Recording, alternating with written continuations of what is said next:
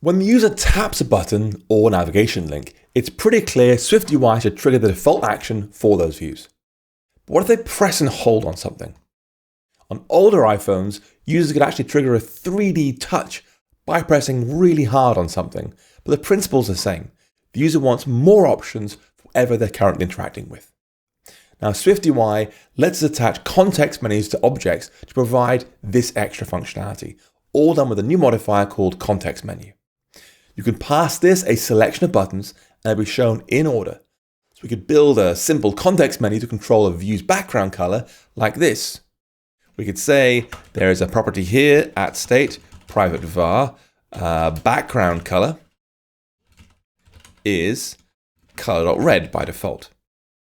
Then our view body, we can say there's our vstack with text hello world, that, add a bit of padding around it, and then a background of our background color.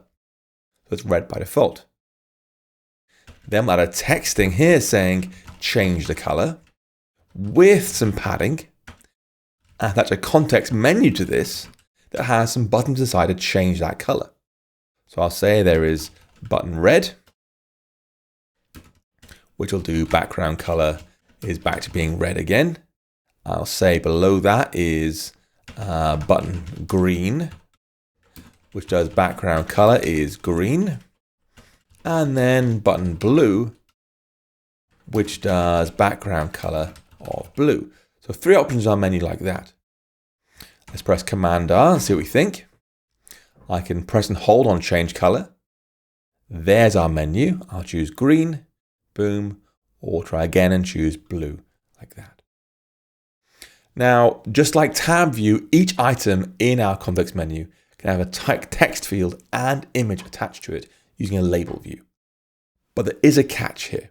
To keep user interfaces looking somewhat uniform across apps, iOS renders each image as a solid color, where the opacity is preserved. And this means many pictures are useless. If you had 3 photos of 3 different dogs, for example, all 3 would be shown as a plain black square because all color gets removed. Instead, you want to aim for line art icons like Apple's SF symbols, for example. So we might say for our red, I could do a system image of checkmark.circle.fill.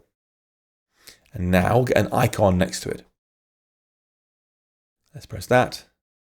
Boom, there is my icon.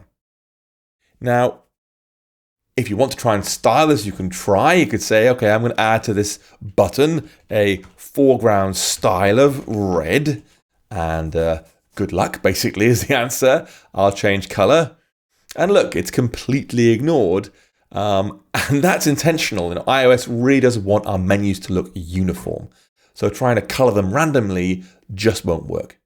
If you really want this item here to appear red, which as you know means destructive in iOS land, you should add a button roll to it instead. So we'd say there's no foreground style, but there is that button roll. You have a role of being destructive. Let's press Command R again, and we should see, it's now marked red. This is a bad thing now. I've got a few tips for you when you're working with context menus, just to help ensure you give users the best experience you can. First, if you're going to use them in lots of places. It can be frustrating to kind of press and hold on something only to find nothing happens. Second, keep your list of options as short as you can. Aim for 3 or less if possible. And third, don't repeat options the user can already see elsewhere in your UI. Remember, context menus are by their nature hidden. So please think twice before you hide important actions away in a context menu.